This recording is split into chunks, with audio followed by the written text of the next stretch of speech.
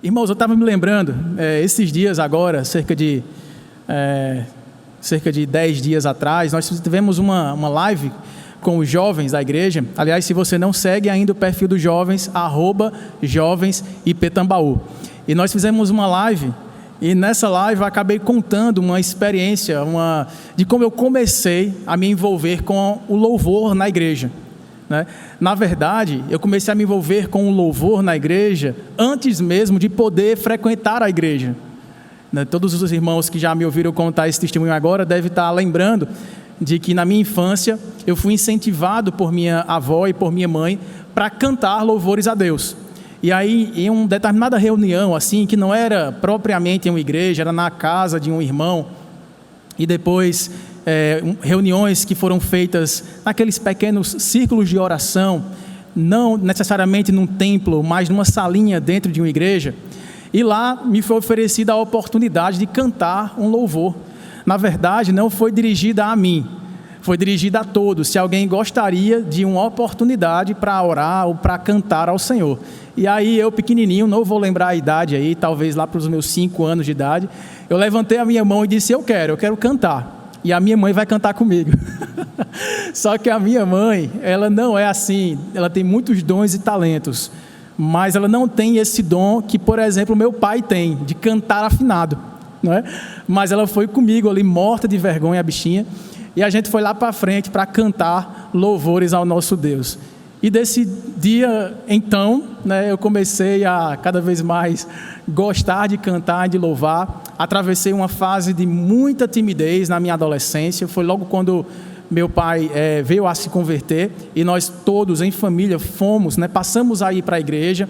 E quando nós chegamos na igreja que nos tornaríamos membros, Igreja Presbiteriana Renascer, em Campina Grande, eu super tímido nessa época, por volta dos meus 14 para 15 anos, e eu queria ficar na minha, quietinho ali, Eu tinha muita vergonha, inclusive, de ir até para a classe de EBD dos adolescentes, porque eu queria ficar perto dos meus pais. Tão tímido eu era. Era inimaginável fazer isso que eu estou fazendo aqui há alguns anos atrás, irmãos. E nessa de ir para essa igreja, eu conhecia alguns amigos, Esses meus amigos perguntaram a mim se eu gostava de cantar ou de tocar, se eu sabia fazer alguma coisa nesse sentido, porque estava ali começando, eles estavam criando um grupo de louvor de adolescentes, E aí eu disse, não, eu não sei tocar não. Nisso passa meu pai e escuta a história. E aí diz assim, opa, ele sabe sim. Meu pai tinha acabado de me dar um violão e a gente tinha feito cerca de 3 meses de aula, eu e meu pai. Depois nós paramos com as aulas de violão. E aí eu fiquei por conta própria ali, mas nunca estudei tanto. E eu disse, pai, eu não sei não, eu não sei quase nada. Ele sabe sim, quando é um ensaio, o primeiro ensaio é sábado, 3 horas, ok, ele vai estar aqui. Aí eu quis morrer, nessa hora.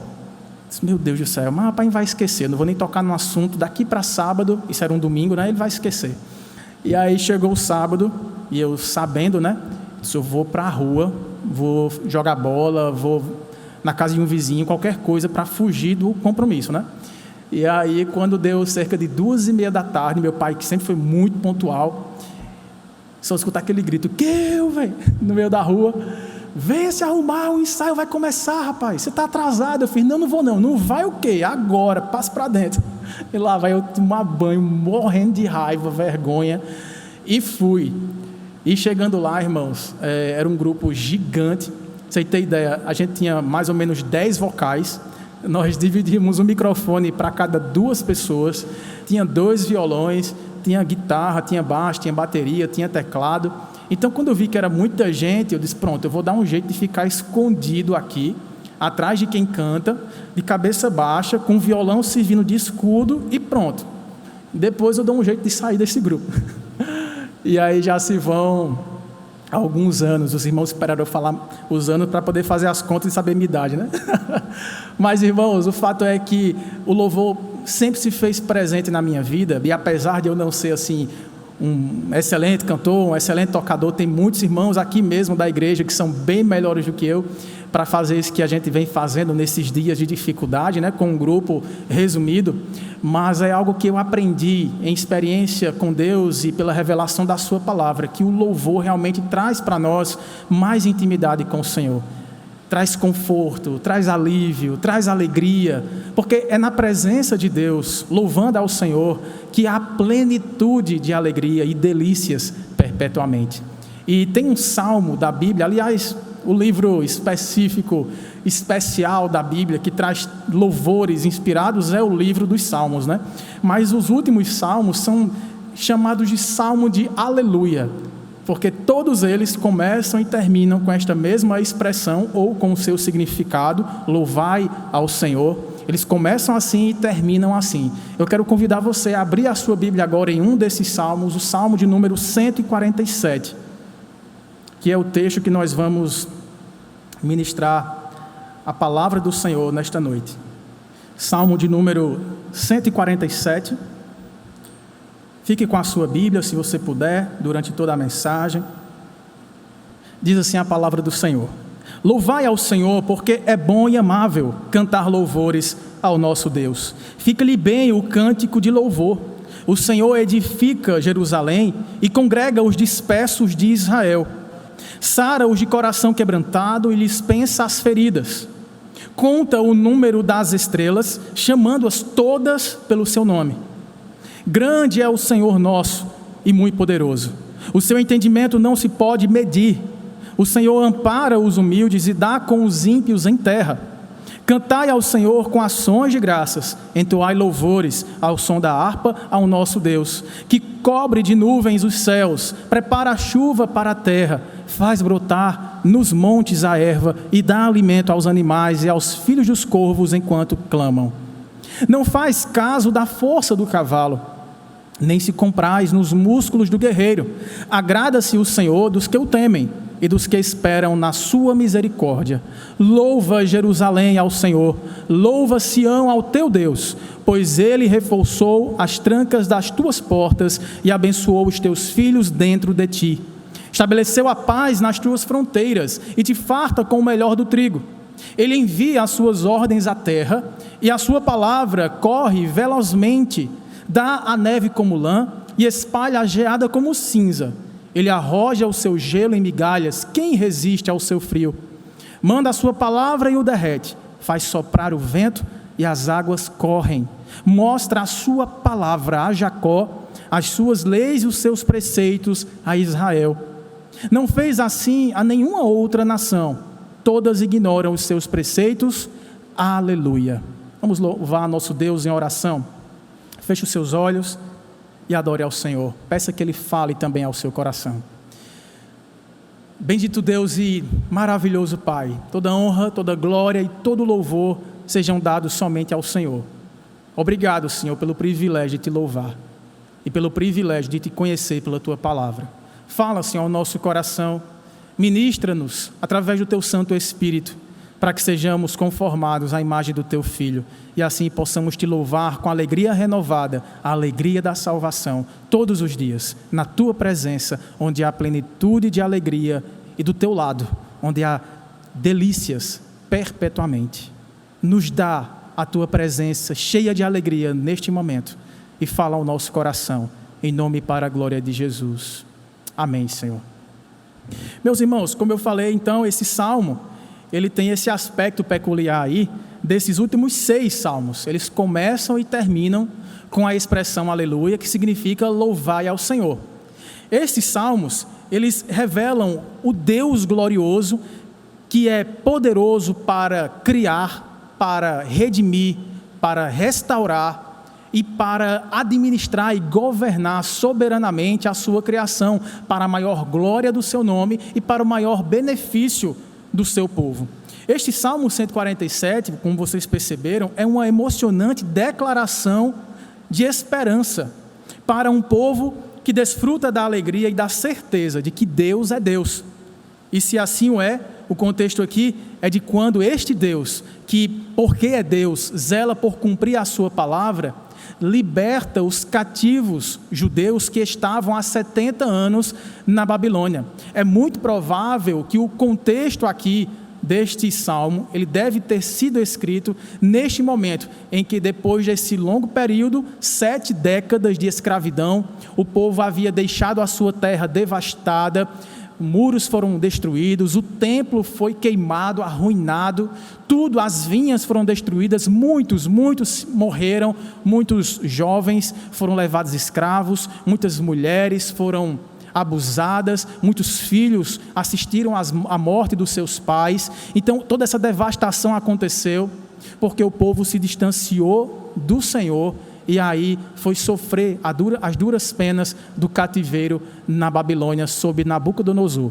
E aí quando isso aconteceu, Deus já havia dito por meio do profeta Jeremias, lá no capítulo 33, que haveria uma restauração, de que do mesmo jeito que Deus anunciou o juízo, caso eles não se arrependessem dos seus pecados, eles seriam disciplinados por Deus para que voltassem os seus olhos para o Senhor e tivessem vida de santidade na sua presença. O povo não deu os ouvidos necessários à profecia de Jeremias, nem também de Isaías, que havia previsto o mesmo, mas ambos profetizaram que Deus, o mesmo que os levou para lá, os traria de volta para a sua terra para restaurar a sua sorte. E assim acontece. Lá em Neemias, por exemplo, no capítulo 12, nós vemos provavelmente o contexto onde isso aconteceu. Se você puder caminhar um pouquinho para frente aí, na sua Bíblia, livro de Neemias, um pouquinho para trás, livro de Neemias, capítulo 12, logo depois de Crônicas e Esdras. Neemias capítulo 12, verso 27. O texto diz assim: na dedicação dos muros de Jerusalém, ou seja, o povo havia voltado para Judá, para Jerusalém, e estava em processo de reconstrução. O templo estava sendo reconstruído, os muros, as casas, e aí no dia da dedicação dos muros de Jerusalém, procuraram aos levitas de todos os seus lugares para fazê-los vir, a fim de que fizessem a dedicação com alegria, louvores, canto, símbolos, alaúdes e harpas. Era uma festa em tanto. E aí ajuntaram-se os filhos dos cantores, tanto na campina dos arredores de Jerusalém, como das aldeias. E aí, se você descer lá para o versículo 43, está o resumo do que aconteceu. No mesmo dia, ofereceram grandes sacrifícios e se alegraram, pois Deus os alegrara com grande alegria. Também as mulheres e os meninos se alegraram, de modo que o júbilo de Jerusalém se ouviu até de longe.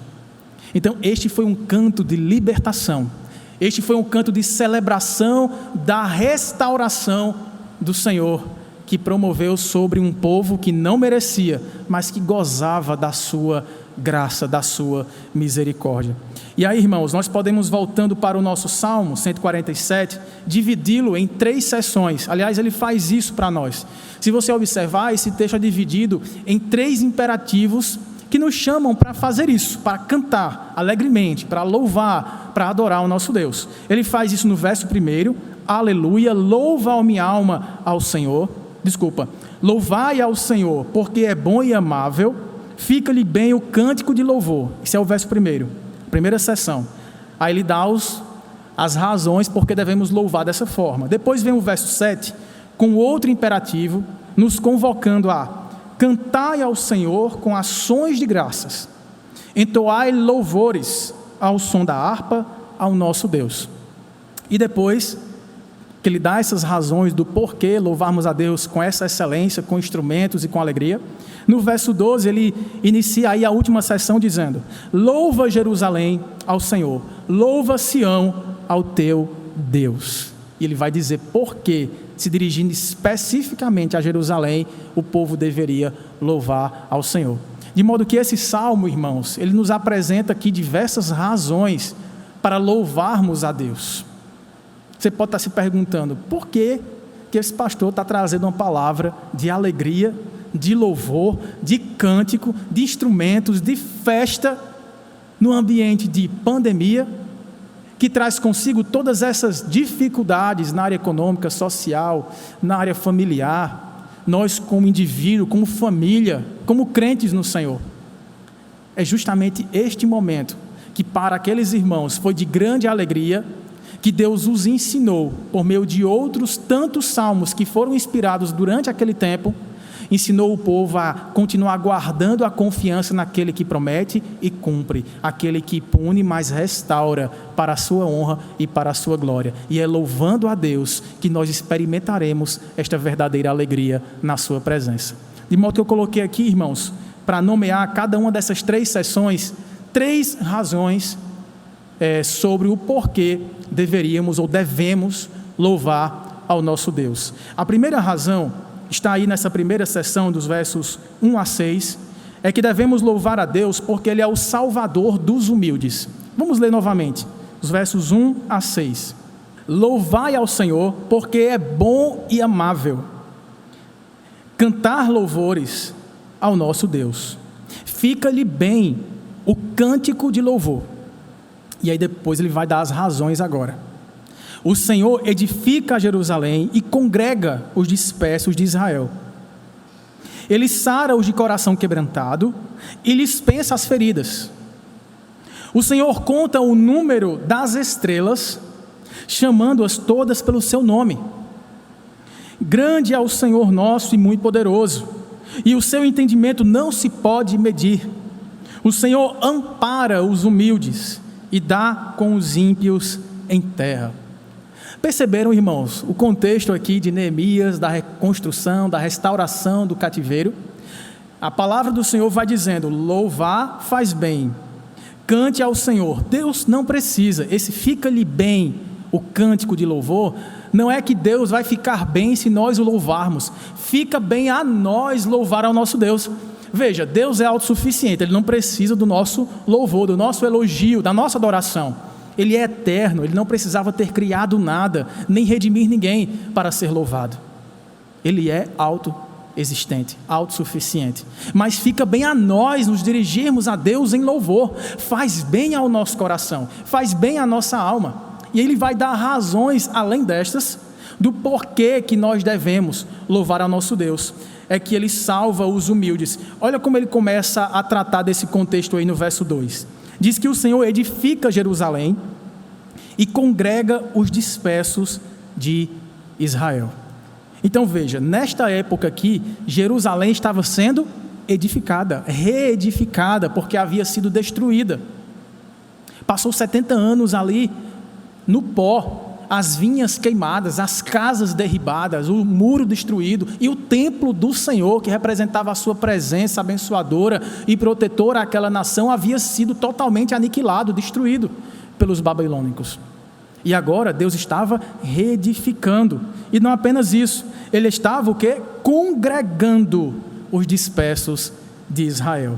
Veja que Ele usa Jerusalém na edificação da cidade, que era a capital do Reino do Sul, e também se refere a congregar os dispersos de Israel, que era parte das tribos do norte, que haviam também se rebelado contra o Senhor e também haviam experimentado um cativeiro, não o babilônico, mas o assírio. E o assírio tinha a prática de espalhar pelo seu reino os povos conquistados, para misturar e fazer com que os povos perdessem a sua identidade de nação, de povo, de religião, de cultura, de língua. E aí veja, Deus não apenas restaura o Reino do Sul em Judá, reconstruindo Jerusalém, mas Ele também congrega as tribos de Israel espalhadas pelo Império Assírio. E agora, no Império Medo-Persa, através do decreto de Ciro, esse povo que estava lá aprisionado tanto tempo na Babilônia, volta para casa e vê a sua cidade sendo novamente edificada. Enquanto que os israelitas também voltam para casa e veem as suas famílias sendo novamente reunidas, juntas, novamente experimentando do favor do Senhor. É isso que Deus faz conosco, irmãos, quando nos reúne em Cristo Jesus. Abra a sua Bíblia lá em João capítulo 2, em um episódio interessante, onde Jesus Cristo disse uma frase e ele foi mal interpretado, só para variar, né? Nem os discípulos conseguiram compreender. João capítulo 2, verso 19 até o verso 22, Jesus falou assim, eu destruí este santuário e em 3 dias o reconstruirei. Replicaram os judeus: em 46 anos, Herodes construiu esse templo, e tu em 3 dias o levantará? Ele, porém, se referia ao santuário do seu corpo. Quando, pois, Jesus ressuscitou dentre os mortos, lembraram-se os seus discípulos de que ele dissera isto, e creram na Escritura e na palavra de Jesus. Jesus então estava já proferindo uma palavra profética para aqueles discípulos, de que em 3 dias o seu corpo estaria ali no pó da terra, sepultado, morto, mas que ao 3º dia ele mesmo seria reconstituído, segundo o poder da sua palavra, para vencer a morte e nos dar a salvação eterna. Foi isso que Jesus fez conosco, irmãos, quando edificou para nós a nossa casa. Nós agora habitamos na família de Deus, no corpo de Cristo Jesus, que é o nosso templo eterno. Apocalipse vai dizer que quando Jesus voltar, Ele mesmo será o santuário de Deus, e nós adoraremos e habitaremos nele. Por meio da morte de Jesus, Ele edificou para nós a nossa casa, a casa não mais da servidão, de onde nós vínhamos, da antiga vida de pecado, de rebelião, de viver impiedosamente como se Deus não existisse.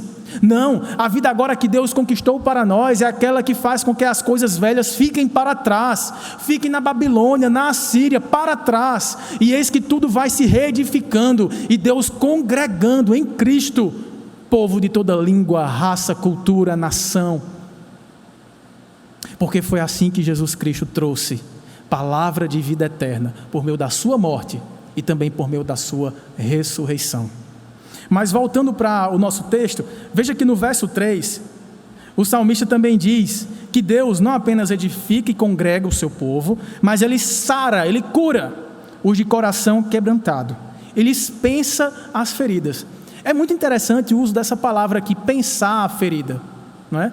Há alguns comentaristas que tentam fazer alguma explicação no sentido de tocar, de tentar colocar algum remédio, de curar mesmo a ferida física. Mas lendo novamente, nós percebemos que é uma enfermidade que está para além das enfermidades físicas, que Deus também tem poder para curá-las, mas Deus também se importa, Ele pensa, Ele se importa as feridas da alma. Veja, sara os de coração quebrantado, Ele pensa as feridas. E aí, irmãos, Deus se importa com aqueles que são quebrantados. Se você voltar aí no Salmo 51, frequentemente nós lemos aqui em nosso culto, num momento de contrição, né, porque é uma confissão de pecados do rei Davi. Olha o que é que diz lá o verso 17 do Salmo 51. Diz assim: sacrifícios agradáveis a Deus são o espírito quebrantado, coração compungido e contrito, entristecido pelo pecado, Deus não o desprezará. Deus não despreza os que reconhecem-se falhos e os que buscam arrependimento genuíno na sua presença. A estes Deus não desprezará. Veja, se você abrir agora no profeta Isaías capítulo 53, texto bastante conhecido sobre o servo sofredor, é uma profecia messiânica acerca daquele que viria sofrer o castigo que hoje nos traz a paz. O capítulo 53 de Isaías diz no verso 4: certamente este servo sofredor, este Messias que viria, tomou sobre si as nossas enfermidades e as nossas dores levou sobre si, e nós o reputávamos por aflito, ferido de Deus e oprimido. Veja agora a continuidade da ideia no verso 5. Mas ele foi traspassado pelas nossas transgressões. Olha a ligação que o escritor faz entre enfermidades e pecado. Ele foi moído pelas nossas iniquidades. O castigo que nos traz a paz estava sobre ele, e pelas suas pisaduras fomos sarados. Irmãos, Cristo é este servo sofredor. Se você se lembrar lá do texto de Lucas, no capítulo 5, Jesus pôde manifestar ao mesmo tempo, no mesmo episódio, que Ele é poderoso não apenas para curar enfermidades físicas, mas para curar a enfermidade da alma, perdoar pecados. Veja lá Lucas capítulo 5, naquela história tão conhecida, né, da cura do paralítico que desceu sobre uma casa. Ele entrou na casa porque seus amigos o sustentaram em uma cama, colocaram cordas e desceram com este paralítico pelo teto da casa, porque era impossível chegar até Jesus, porque a casa estava abarrotada de gente enquanto ele pregava. E aí em Lucas, capítulo 5, verso 17 em diante, nos conta essa história.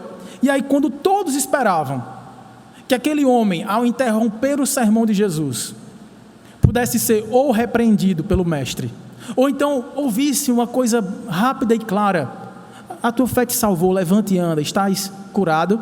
Jesus o surpreende, e surpreende a todos ali, acredito, quando ele dirige essas palavras, a partir do verso 20. Vendo-lhes a fé, Jesus disse ao paralítico: homem, estão perdoados os teus pecados. E os escribas e fariseus arrazoavam, dizendo: quem é este que diz blasfêmias? Quem pode perdoar pecados senão Deus? Acertou. E aí Jesus fala, conhecendo os pensamentos, né? Jesus nem ouviu isso, a murmuração deles, né? A acusação deles. Jesus, sendo Deus, sondou e ouviu o coração deles, os pensamentos, e respondeu assim: que arrazoais em vosso coração? Qual é mais fácil dizer: estão perdoados os teus pecados, ou levanta-te e anda? Mas, para que saibais que o Filho do Homem tem sobre a terra autoridade, poder, para perdoar pecados, foi que eu disse ao paralítico: eu te ordeno, levanta, toma o teu leito e vai para casa. E imediatamente se levantou diante deles, e tomando o leito em que permanecera deitado, voltou para casa, glorificando a Deus. E todos ficaram atônitos, impressionados, e davam glória a Deus, e possuídos de temor, diziam: hoje vimos prodígios. Jesus é o servo sofredor que tomou sobre si as nossas enfermidades, e a principal de todas as nossas enfermidades, a que matou o nosso coração, a que escravizou a nossa mente no pecado, aquela enfermidade que homem nenhum, medicina nenhuma poderia trazer qualquer cura, que é arrancar do nosso peito a dependência do pecado para tomar decisões, a inclinação toda voltada contra nós, para que nos voltemos contra Deus, aquela força impetuosa de nos levar cativos à vontade não de Deus, mas do seu inimigo e do inimigo das nossas almas, aquela ferida que todos nós nascemos com ela, e que ela é suficiente sozinha para sermos considerados diante de Deus espiritualmente mortos em nossos pecados e transgressões. Mas Deus, por meio de Cristo Jesus, tomou esta ferida sobre ele, encheu o seu corpo dessa chaga, se fez maldição por nós, para nos dar a cura que nos liberta do poder e do domínio do pecado que nos matava e que nos afastava de qualquer chance de cura diante do Senhor. É por meio de Cristo, da sua morte e da sua ressurreição, que nós somos arrancados do império das trevas e transportados para um reino de amor do seu Filho. Ele trouxe o reino de Deus para a terra e convoca a todos nós, nos chamando pelo nome. Porque é isso que ele vai dizer aí na sequência. Veja o que aqui diz o verso 5. Perdão, o verso 4 do Salmo 147. Ele conta o número das estrelas, chamando-as todas pelo seu nome. Você pode estar pensando assim: peraí, ele vinha falando em edificação, em restauração, em salvação, em cura, que tem a ver com a salvação também. O Deus que é poderoso para visitar você, aí onde você está, para curar a sua enfermidade, a enfermidade que não se cura sozinha e não se cura com os medicamentos, nem com procedimentos médicos, ela se cura através do poder de Deus. Eu creio que Ele pode visitar os enfermos aonde você estiver agora e curar a sua enfermidade. Mas Ele também deseja fazer a obra que ninguém pode fazer, ninguém mesmo, nem o mais completo avanço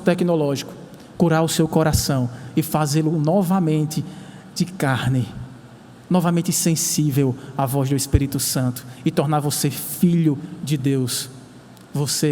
Se você crê no nome de Jesus como Senhor e Salvador. Mas agora o salmista introduz um versículo que a gente fica pensando como encaixar nesse contexto.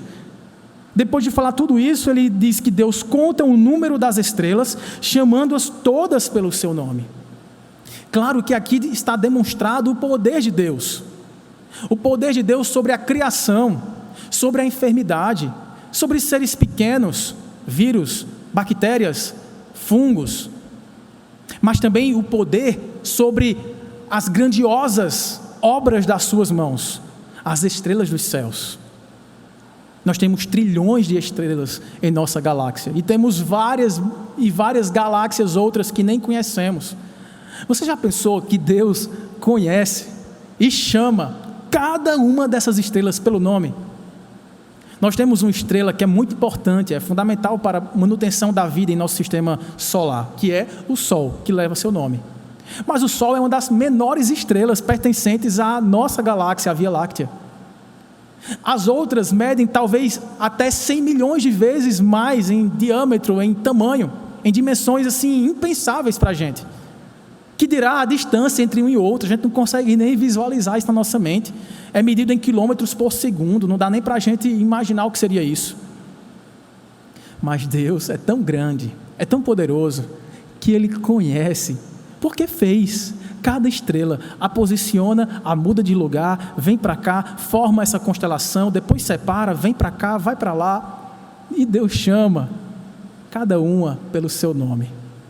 Mas esse cuidado que Deus estava demonstrando aqui pelo seu povo, por salvação, quando Ele traz à tona esta expressão de que Deus conhece e nomeia as estrelas, isso me faz lembrar a promessa que Deus deu a Abraão, queridos, que é considerado o pai da fé. Ele prometeu que Abraão, que era já velho, tinha uma esposa também já adormecida, já envelhecida, e era estéril, Sara, e mesmo assim Deus prometeu que lhes daria uma nação, através do filho da promessa, Isaque. E adivinha qual é a comparação que Deus fez? A tua descendência, Abraão, será incontável para os homens, mas para mim, será como o número das estrelas do céu. Deus conhece você. Deus me conhece individualmente. Você sabia disso? Deus conhece as pessoas mais poderosas, os maiores governantes das maiores nações. E Deus conhece a menor criança, aquela que não sabe balbuciar um A. Deus conhece e a chama pelo seu nome. Ah, pastor, eu acho um tanto difícil imaginar que Deus, tendo tanta coisa para se preocupar nesse mundo caótico, vai se preocupar comigo. Olha quem eu sou, olha o meu tamanho, olha a minha importância. Quem sou eu, Senhor? Como nós lemos no salmo que o pastor Tiago leu aqui no início do culto, Salmo 144, que é o homem para que dele faça caso. Salmo 8, que é o homem para que te importes com ele, que o visites. Deus se importa individualmente com cada um dos seus filhos, sabe cada uma das suas e das minhas necessidades, conhece cada um dos meus e dos seus pecados. E apesar disso, gente, apesar de nos conhecer tão bem, melhor do que a gente mesmo, Ele nos ama, e nos ama tanto, que enviou seu Filho para sacrificialmente morrer por nós e ressuscitar ao terceiro dia, para organizar a fila daqueles que entram no caminho da salvação. Ele ama você. Ele chama você hoje para um compromisso com o Senhor. Não espere que algo aconteça. Não espere que alguém do seu convívio familiar tome primeiro a decisão. Ele está chamando você. Se você está ouvindo essa palavra, não é à toa. Deus está falando comigo e com você. Aí onde você está, saiba, Deus está também chamando o seu nome: vem, filho meu. Há quanto tempo estás longe de mim? Fui eu que te formei, fui eu que te vi quando nem a tua mãe te via, fui eu que entreteci você no ventre dela, e naquele dia, os teus dias, a tua história, já estava escrita e determinada, antes mesmo de houver qualquer dia da sua existência, qualquer côvado, passo da sua vida, antes dele ser pensado em ser dado, Deus já havia escrito a sua história, e é a sua história, tem o seu nome, tem a sua fotografia, tem os seus defeitos, tem sim, tem as suas virtudes também. Apesar de tudo isso, Deus escreveu para que a sua história componha um quadro final glorioso. Por isso, não perca tempo, ouça o que o Espírito diz a você e venha ser igreja conosco. Em João capítulo 10, Jesus, de maneira tão carinhosa, reafirma essa verdade que o salmista cantou. Em João capítulo 10, olha como é que ele diz a partir do verso 27. João 10, verso 27. As minhas ovelhas ouvem a minha voz, eu as conheço, e elas me seguem. Eu lhes dou vida eterna, jamais perecerão, e ninguém as arrebatará da minha mão, porque aquilo que meu Pai me deu é maior do que tudo, é mais importante que tudo, e da mão do Pai ninguém pode arrebatar. Se você voltar algumas páginas para o capítulo 6 desse mesmo livro de João, Jesus mais uma vez acarinha o nosso coração dizendo no verso 37, João 6, 37, todo aquele que o Pai me dá, esse virá a mim, pois venha, e o que vem a mim, de modo nenhum o lançarei fora. Que promessa, irmãos! A gente não merece essa adoção, a gente não fez por onde, nós não somos aqueles bebezinhos fofinhos, serelepes e sorridentes, que quando um casal de adoção chega, a gente fica ali, dando o nosso melhor para chamar a sua atenção e ser escolhido. Não, nós éramos imprestáveis, horríveis, nós éramos fedorentos, sujos da lama do pecado, não havia nada que pudesse nos atrair a atenção, especialmente para um Pai perfeito, santíssimo, todo bondoso, poderoso, riquíssimo, dono de toda a criação, e Ele se importar comigo, com você. Nós éramos imundos, trapos de imundícia era a nossa justiça, vermezinhos de Jacó era o nosso apelido. Mas Deus nos amou até a morte, e morte de cruz, para nos lavar, para nos dar o banho da sua graça, para nos acolher em seu leito de justiça e dizer: senta aqui, meu filho, você não é mais peregrino, forasteiro e perdido, você é meu, eu te encontrei, e daqui você não sai mais, você foi adotado de uma vez por todas, você agora é meu.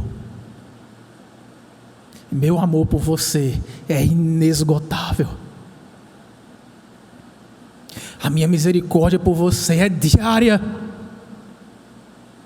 Ah, Senhor, mas eu não consigo identificar em mim essa mudança, essas novas afeições. Eu deveria estar completamente perdido, apaixonado pelo Senhor, prostrado todos os dias, só adorando, só louvando, pelo simples fato de não merecer tão grande salvação e ainda assim ter recebido das tuas mãos dadivosas. Mas o que eu vejo em mim é um querer poluído, contaminado, egoísta, mentiroso, inconstante. O que eu vejo em mim é muitas vezes uma vontade pecaminosa mais vibrante do que a vontade de te adorar, de te obedecer. Será que sou mesmo teu, Senhor? Quantas vezes já me perguntei, isso? Quantas vezes Deus já respondeu: sim, você é meu? Quantas vezes você perguntou a Deus: tem jeito para mim, Senhor? Tem jeito para o meu casamento, para a minha família?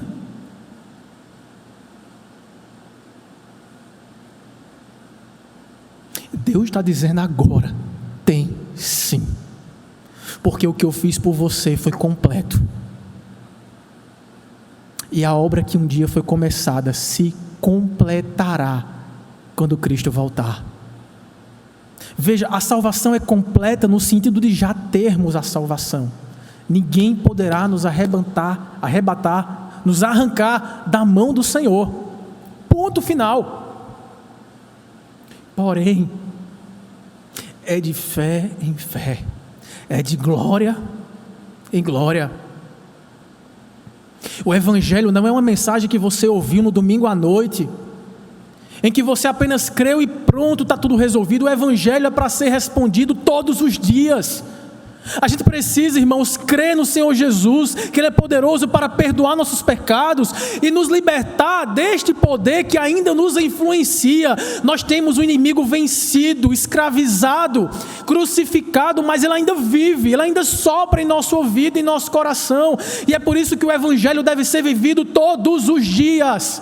Somos chamados a crer e a nos arrepender todos os dias, na certeza de que o Senhor é fiel para completar esta boa obra, que para nós é certeza plena, mas que no processo está sendo desenvolvida, porque todos devem buscar a paz e a santificação, porque sem ela ninguém verá o Senhor.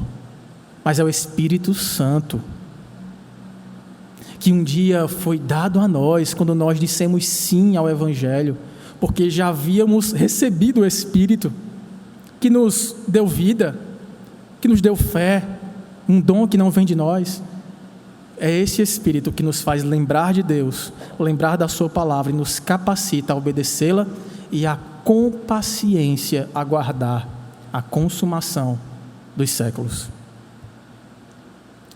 Deus ampara os humildes, irmãos. Deus ampara os quebrantados de coração. Reconheça-se pequeno e pecador. Trate as pessoas como superiores a você mesmo, porque tal qual elas é você, pecador, carente da graça do Senhor. E fazendo isso, experimente a alegria de depender de Deus, exaltando a grandeza do Senhor e a sua graça maravilhosa, que nos acolhe como filhos e nos faz humildes de coração para buscarmos a sua presença em gratidão. A segunda razão pela qual devemos louvar a Deus é porque Ele é o provedor dos que o temem. Volte seus olhos para o Salmo 147. Vamos ler novamente os versos 7 a 11. Diz assim: cantai ao Senhor com ações de graças, entoai louvores ao som da harpa ao nosso Deus. Por que isso?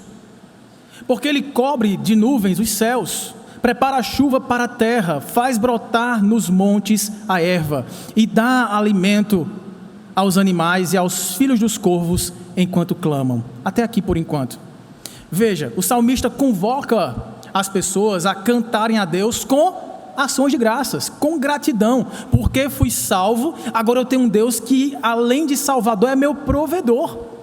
É aquele que não apenas me salva e me deixa a própria sorte, mas caminha comigo sempre, suprindo como bom pastor tudo aquilo que eu necessito para viver aqui. Veja, irmãos, que ele cita instrumentos, né? Cantar a Deus com harpa, que era considerado um instrumento complexo, além de todos aqueles que nós lemos na passagem de Neemias. E aqui vai só uma cutucadazinha nessa nova geração de crentes que se dizem reformados, né? Mas que são neopuritanos e que querem extinguir os instrumentos do culto ao Senhor. Não, o cântico congregacional deve ser apenas em vozes e cantar apenas o livro dos Salmos. Não pode nem cantar Colossenses, Efésios, Apocalipse, só o livro dos Salmos. Veja, o salmista estava convocando os melhores músicos, você pode ver isso lá no livro de Crônicas. Veja a equipe de louvor que o rei Davi montou para servir na música no templo. Eu teria vergonha, como eu tenho. Se você toca melhor do que eu e canta, irmão, venha, se disponha. Mas a gente se esforça para fazer com excelência aquilo que Deus colocou em nossas mãos. Louvar a Deus com excelência, com tudo que Ele colocou à nossa disposição, usando dons e talentos todos, para render louvores com gratidão. O verso 8 fala de uma chuva que revigoraria a terra. Lembra que as vinhas estavam queimadas, a terra estava saqueada, queimada, destruída, mas Deus prometeu uma nuvem que anunciaria a bênção da chuva, e essa chuva traria os seus frutos, os brotos novamente, e a partir de montes, olha, onde nem se planta, ervas cresceriam no topo dos montes, porque a chuva de Deus abençoaria toda a terra. E no verso 9, quando o salmista fala que Deus dá alimento até para os animais mais desconsiderados da fauna, como era a crença da época dos corvos. Os filhos dos corvos também são alimentados quando clamam a Deus. Veja o que é que diz Jesus, o próprio Cristo, em Lucas capítulo 12, verso 24, fazendo exatamente essa comparação.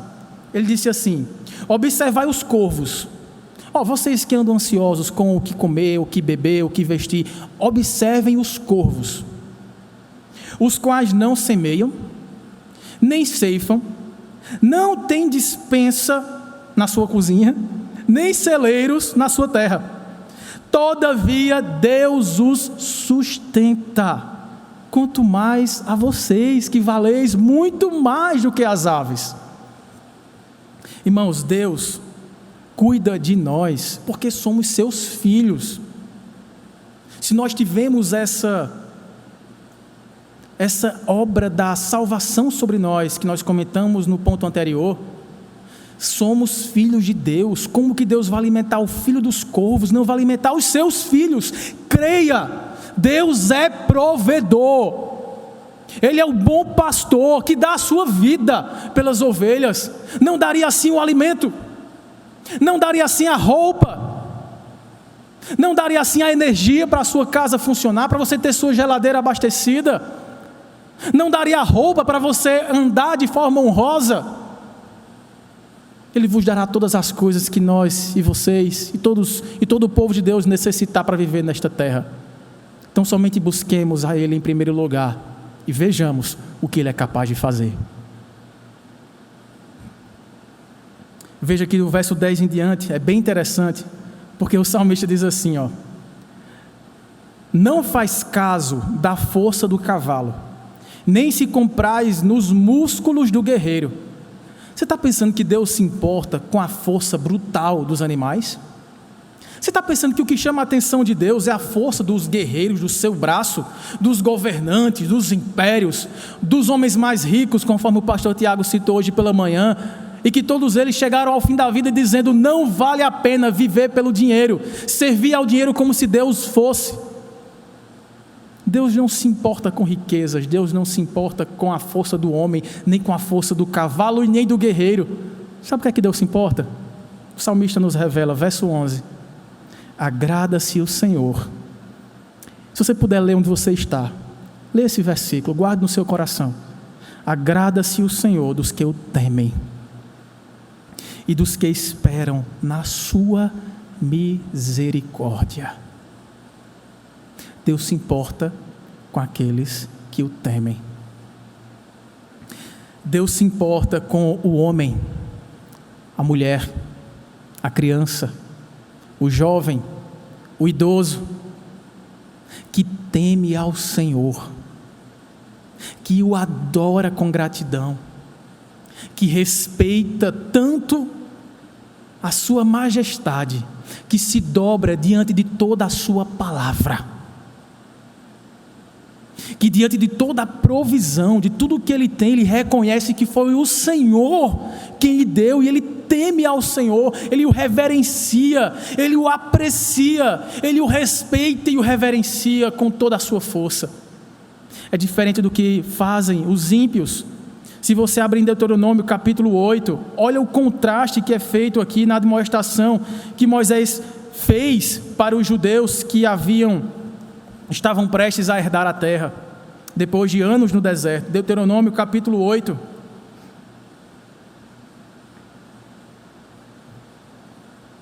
Olha só, a partir do verso 11.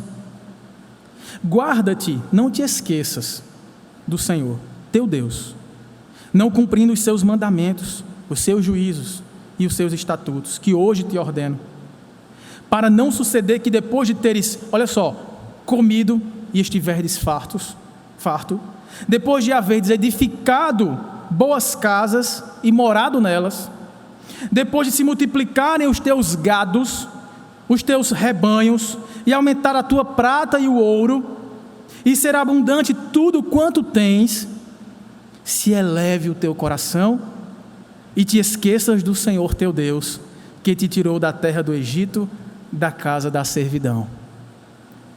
Que tentação nós temos? Nós somos tentados na falta. O Senhor não me ama, o Senhor não me quer bem, olha o que Ele me faz passar. E nós somos tentados a negar o Senhor na abundância. Tudo que eu tenho, foi do meu braço, foi da minha capacidade cognitiva, foi da minha capacidade empreendedora, foi do meu suor, não foi ninguém que me deu não. Deus te deu vida, saúde, inteligência e oportunidade para você estar onde você está hoje, suprido e guardado. Portanto, não esqueça do Senhor. Guarde o seu coração em gratidão, adorando a Deus. E aí, no verso 11, que expressão maravilhosa. Quando Deus fala que Ele se agrada dos que o temem, é como se assim, Deus se afasta dos soberbos e se aproxima dos humildes, dos que o temem. Se você olhar no Salmo 143, voltando aí uma ou duas páginas, versos 18 a 19, verso 8 e 9. Faze-me ouvir pela manhã da tua graça, pois em ti confio, não em mim mesmo, mas no Senhor.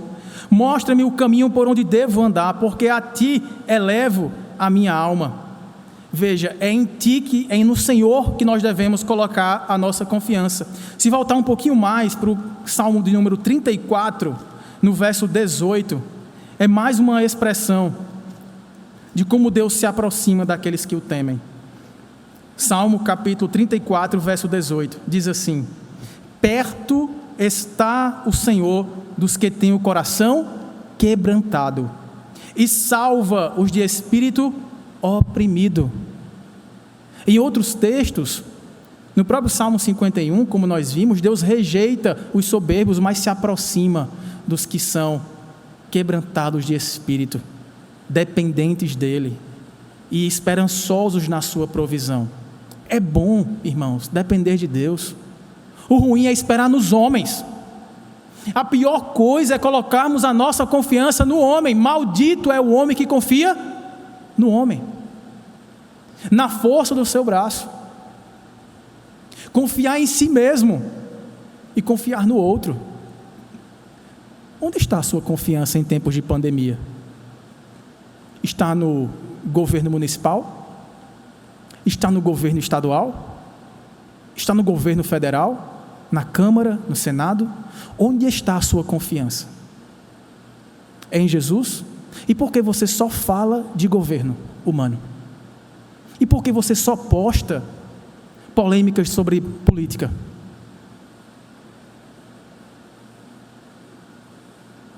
A nossa confiança, irmãos, deve estar todo dia martelando o nosso coração. É no Senhor, que é o Deus provedor, é o governador por excelência, o soberano Senhor sobre tudo. Enche seu coração dessa esperança, meu querido. Eu não quero ver você decepcionado e frustrado com as pessoas. Isso é péssimo. Todos nós já caímos nessa tentação. Não faça isso. Saia dessa armadilha. Encha seu coração da palavra do Deus que muda circunstâncias e transforma corações. Encha a sua vida do conhecimento do Deus que se importa conosco e que salva o pobre, o aflito, o humilde, o quebrantado de espírito, que o coloca numa nova família, lhe dá uma casa, uma esperança, não uma casa feita por mãos humanas, mas o corpo incorruptível do nosso Senhor, a igreja do Senhor Jesus Cristo. É lá o seu lugar. Se encha da sua palavra, pregue o evangelho. As pessoas precisam de esperança em Deus. É a única esperança que não morre, que não falha, que não atrasa, que não frustra. Deus pode sim frustrar os meus planos, Deus pode sim frustrar os seus planos, mas Ele fará isso porque o plano dele é perfeito. A resposta certa vem dos seus lábios e não do nosso. Graças a Deus por isso. Como diz o autor aos Hebreus, no capítulo 12, versos 1 e 2, mas lembrando aqui só do verso 2, que em troca da alegria que lhe estava proposta, Cristo suportou a cruz, não fazendo caso da ignomínia, da vergonha do seu sacrifício, do seu sofrimento, da sua humilhação pública. Sabe o que isso significa? É que Jesus, sabendo tudo o que ia sofrer, Ele sabia mais ainda o que estava por vir. Cristo sabia da alegria incomparável, inconteste, indizível, que estava por vir. Então somente se ele obedecesse ao Senhor: Senhor, afasta de mim esse cálice, mas não seja feita a minha vontade, sim a tua. Os teus planos, o teu governo, os teus decretos, a tua ordem, a tua palavra, e não a minha, Senhor. Seja feita a tua vontade. Ele orava por 3 vezes, e por 3 vezes ele ouviu não como resposta. Detalhe: Jesus era perfeito, todo obediente. Ele diz: a minha comida é fazer a vontade do meu Pai. Ele não tinha pecado, nem dolo algum, e ainda assim foi-lhe negado por 3 vezes a sua petição pelo seu Pai. Por quê? Porque o Pai sabia e queria lembrá-lo de que a alegria que lhe estava proposta era incomparavelmente superior a todo o sofrimento de cruz, de abstenção, de abnegação, de rejeição ao pecado, as ofertas de Satanás no deserto, as ofertas dos governadores da época que queriam comprá-lo como político. E Jesus falou: eu não vim para este mundo, meu reino não é deste mundo. E se o reino de Cristo não é deste mundo, eu não sou deste mundo, meu irmão, e você também não deveria ser. Estamos no mundo, mas não somos do mundo, não pertencemos a esse sistema. Nós pertencemos ao Deus da palavra, que não falha, que não nega a si mesmo, que não é homem para se arrepender, para ser pego em contradição, mas zela por cumprir a sua palavra e decreta vida e vida abundante, tão somente nós crermos e vivermos para a sua glória. Que Deus possa nos mudar de dentro para fora, porque é pelos frutos que se conhece a árvore. Que fruto eu tenho dado, Senhor, na tua presença? O que as pessoas estão lendo em mim? Quando eu falo Jesus em meio a uma postagem, será que aquilo é suficiente para revelar o bom testemunho e o bom perfume de Cristo, da esperança vindoura e certa e garantida? Que Deus nos livre, irmãos, da idolatria. Da idolatria. A pior coisa é um crente viver como ímpio. Sabe o que é isso? A impiedade talvez seja o pecado raiz de todos os demais, porque a impiedade significa um viver como se Deus não existisse. Se eu sou rico, fui eu, não foi Deus. Deus não existe. Se eu sou pobre, não é culpa minha, não é culpa de ninguém, Deus não está nem aí para mim, então não tem explicação, não vou recorrer a Deus. Se eu estou sofrendo, eu posso até culpar a Deus, mas jamais buscar a sua ajuda e me submeter à aprovação que Ele está me fazendo passar. Impiedade é viver como se Deus não existisse. Na hora do culto a gente lembra: eu estou louvando a quem? É a Jesus. Na hora da oração eu fecho os olhos e oro em nome de Jesus. Na hora de dizer minha religião, eu lembro: eu sou aquele que carrega o evangelho de Jesus, eu sou evangélico. Mas muitas vezes o nosso viver está desprendido, descaracterizado, caricaturizado do Evangelho. Que Deus corrija o nosso coração para que transbordemos da verdadeira vida de submissão ao Senhor e de proclamação das boas novas, porque essas sim têm poder para transformar a nossa realidade. E por fim, irmãos, em terceiro e último lugar, nós devemos louvar a Deus, porque Ele é o protetor dos que o obedecem. Louvamos a Deus porque Ele é o salvador dos humildes, porque Ele é o provedor dos que o temem e porque Ele é o protetor dos que o obedecem. É o que encerra aí o Salmo 147, nos versos 12 em diante. Louva Jerusalém ao Senhor, louva Sião ao teu Deus, pois Ele reforçou as trancas das tuas portas e abençoou os teus filhos dentro de ti. Estabeleceu a paz nas tuas fronteiras e te farta com o melhor do trigo. Ele envia as suas ordens à terra. A sua palavra corre velozmente, dá neve como a lã e espalha a geada como cinza. Ele arroja o seu gelo em migalhas. Quem resiste ao seu frio? Manda a sua palavra e o derrete. Faz soprar o vento e as águas correm. Mostra a sua palavra a Jacó e as suas leis e os seus preceitos a Israel. Não fez assim a nenhuma outra nação. Todas ignoram os seus preceitos. Aleluia. E nessa sessão final, o salmista começa trazendo para nós, mais uma vez, com ênfase repetida, a importância e o dever de nós, como filhos de Deus, louvarmos ao Senhor. Veja que ele diz, louva Jerusalém. Ele está se dirigindo ao seu povo, simbolicamente à igreja de Deus. Louva, igreja, ao Senhor. Louva Sião ao teu Deus. E aí, irmãos, eu me lembrei agora de umas palavras, que eu não sei se foi Spurgeon, aquele pregador famoso, abençoado, que disse, mas corre a lenda, né? Diz a lenda, que ele dizia assim, que a murmuração é a cantiga do inferno, mas o louvor é a canção dos salvos. O inferno está cheio de ranger de dentes, talvez por isso, né? As pessoas murmurando, odiando a Deus, né? Mas os salvos são cheios de louvor e palavras de gratidão. Vigiemos nossos lábios, meus irmãos, em que temos usado nossa boca, e quando eu falo boca, eu falo dedinhos também que digitam. Que Deus purifique a nossa boca para que louvemos como verdadeiramente se formos povo de Deus, povo santo, separado do pecado. Que diferença temos feito se as pessoas olham para nós e enxergam em nós um desespero existencial, uma reclamação sem fim. A igreja precisa ser baluarte da verdade e erguer a bandeira da vitória do Cordeiro de Deus que venceu o mundo, e louvar e cantar sobre esta vitória.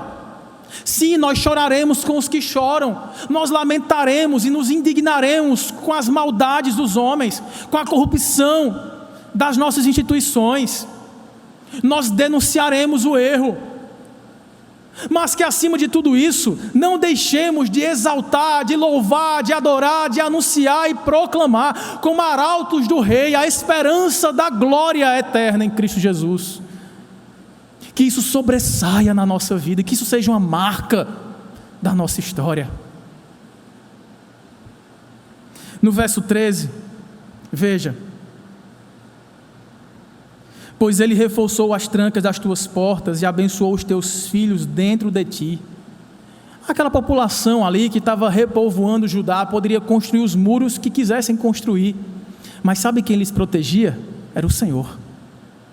Sabe quem passava a tranca reforçada? Era o Deus de Israel, o leão da tribo de Judá. A Bíblia diz que Satanás, nosso inimigo, ele anda ao nosso derredor buscando a quem possa destruir, lá na primeira carta de Pedro. Mas veja o que é que diz o Salmo 34, verso 7. o anjo do Senhor acampa-se ao redor dos que o temem, para lhes dar livramento.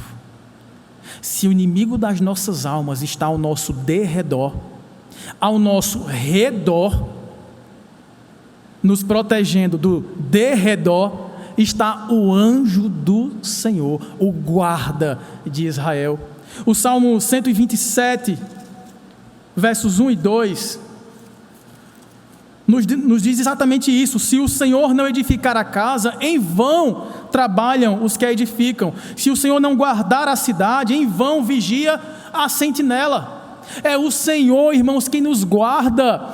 Não é o nosso sistema de segurança, a nossa cerca elétrica, o nosso porteiro 24 horas, nosso portão automático, nem mesmo aqueles que possuem a sua arma em casa. O que nos protege, para além de tudo isso, e não abrindo mão daquilo que é legítimo para nos proteger, é o Senhor, é o guarda de Israel. Ele não dormita, ele não tira férias, ele não tem folga, e ele trabalha enquanto dormimos. Várias vezes eu me lembro de ter acordado de madrugada com meu pai matando muriçocas no quarto. Tinha uma almofada lá que já era manchadinha de sangue, assim, vivia sendo lavada diariamente, porque meu pai usava para matar as muriçocas no quarto. Veja, ele se levantava no meio da noite, pausava o seu sono para trabalhar enquanto uns dormiam. E ele ia no meu quarto matar aquelas muriçocas. Para quê? Para proteger o seu filho. Deus, irmãos, trabalha. Isaías capítulo 64, verso 4, ainda não se viu, nem com os olhos se percebeu, com o ouvido se atendeu, um Deus como o nosso, que trabalha por aqueles que nele esperam. Irmãos, nós somos servos de Deus, mas veja, Deus faz questão de trabalhar por nós, para nos dar livramento, para nos proteger das angústias, das enfermidades, das dores, para nos proteger do ladrão, do devorador, nos proteger das ciladas da vida, das tentações do diabo, nos livrar das pegadinhas para cairmos em tentações na área da sexualidade, sermos infiéis à nossa esposa, no pensamento, na internet. Deus nos protege de cairmos na cilada, de deixarmos nossos filhos crescerem ao bel prazer deles, e não darmos a ele o devido direcionamento. Você vai por aqui, eu sou seu pai. Deus nos protege de todas essas circunstâncias, mas Ele também nos protege para que não percamos de vista a promessa de sermos parecidos com Jesus. Como assim? É que todas as coisas contribuem para o bem daqueles que amam ao Senhor, daqueles que foram chamados segundo o seu santo propósito. Que propósito? Para sermos conformados à imagem do seu Filho, Jesus o Cristo. E aí, irmãos, eu quero dizer para você, no mundo tereis aflições. Deus não nos poupará de alguns perigos, de algumas privações, de algumas faltas. Sabe para quê? Para amassar o barro e para moldá-lo conforme a imagem do vaso por excelência, Jesus o Cristo. Se você está passando por uma luta que você acha que é insuportável, leia 1 Coríntios capítulo 10, verso 13. Deus não nos dá provação que possa ser maior do que aquilo que possamos suportar na sua presença, porque junto da provação Ele proverá, Ele providenciará livramento. Agarre-se nessas promessas. Deus está moldando o seu caráter, o meu caráter, por meio da escola do sofrimento, e a gente está lá para ser aprovado, e Deus já garantiu que nós passaremos de ano. E para encerrar, irmãos, nos versículos 15 a 20, ele faz uma comparação extraordinária aqui, usando gelo, água, vento, para dizer algo simples, porém poético. É que da mesma maneira que a natureza obedece absolutamente às ordens de Deus, como seu supremo governador, a igreja também deve obedecer absolutamente à palavra desse Deus. A visível diferença entre o crente e o ímpio são as suas obras, porque a fé a gente não consegue ver. Tiago disse: olha, me mostra a tua fé e eu mostrarei as minhas obras, porque as obras provam se a fé está viva ou morta. Ou seja, aqueles que pertencem a Deus, porque creram no Senhor Jesus, andam nas boas obras que de antemão Deus preparou para que vivêssemos obedientemente e alegremente diante da sua palavra. A grande diferença é que os ímpios são aqueles que andam no caminho dos escarnecedores, sentam na roda dos pecadores, ouvem conselhos e saem dali para tomar as suas decisões. O justo não, ele se deleita, ele é bem-aventurado porque ele medita dia e noite na palavra de Deus, encontra lá sabedoria para viver, sabedoria para tomar decisões, sabedoria para renunciar pecados e administrar aquilo que Deus tem nos dado. Tudo que Deus nos dá, irmãos, as boaventuras e as desventuranças, elas não devem nos levar ao lamento profundo de alma que caminhe para uma murmuração. Não, podemos até lamentar, mas no meio do lamento peçamos a Deus: Senhor, me dá força e capacidade para administrar essa má situação, essa dor, para que eu faça com que tudo isso na tua presença seja revertido segundo o teu Espírito, para a tua glória e para o meu crescimento espiritual e meu espelhamento a Cristo Jesus. Foi para isso, irmãos, que Deus escreveu todos os nossos dias e os determinou. É para sermos assim, no quadro final da nossa vida, parecidos com Jesus. Portanto, Deus nos protege, Deus nos livra do pecado, Deus reserva para nós o glorioso dia da sua vinda, Cristo Jesus descendo dos ares para nos salvar. Virá como leão que ruge para julgar a terra, julgar os malfeitosos e nos dar deleite eterno àqueles que são salvos em Cristo Jesus. Esteja entre eles e Deus continuará te dando proteção, provisão e salvação. Eu queria terminar essa mensagem contando a história, já que eu comecei contando a história da infância, eu vou contar mais uma.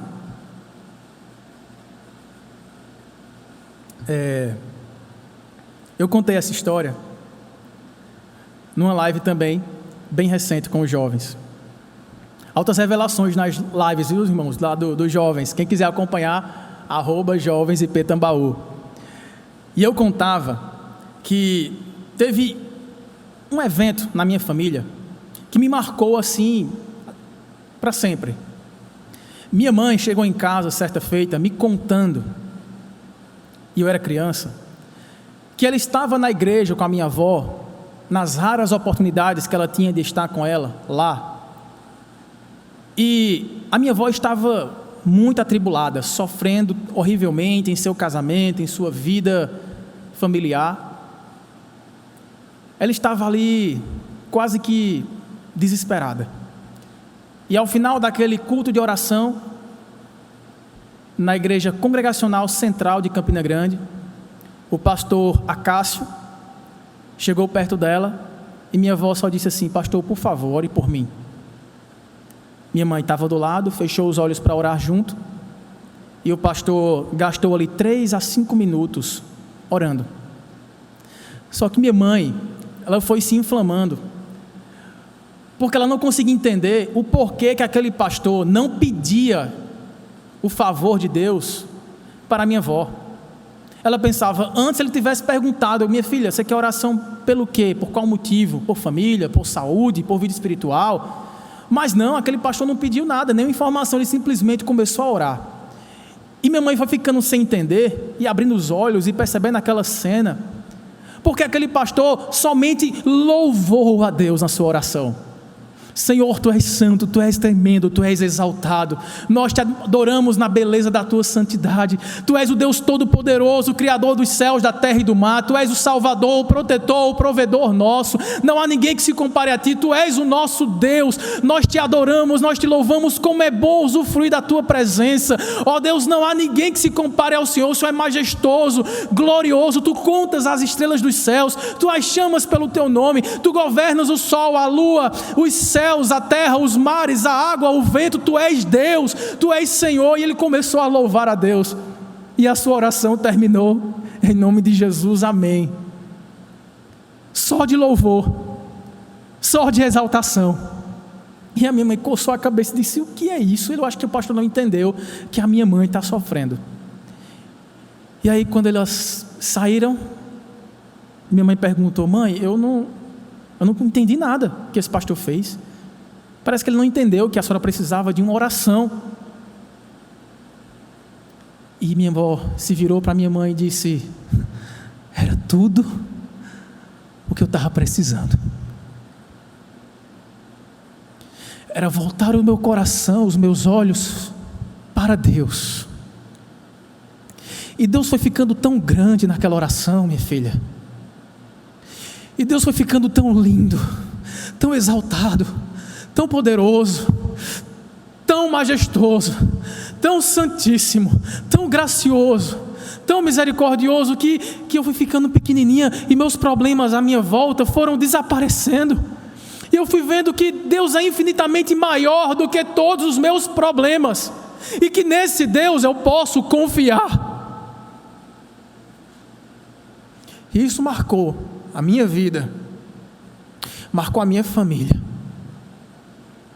Porque o louvor, irmãos, tem essa função de nos apresentar diante de Deus assim, pequenininhos.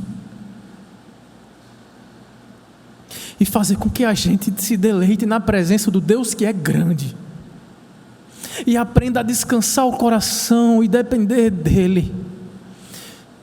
E entregar a Ele o controle da nossa vida, porque a Ele pertence.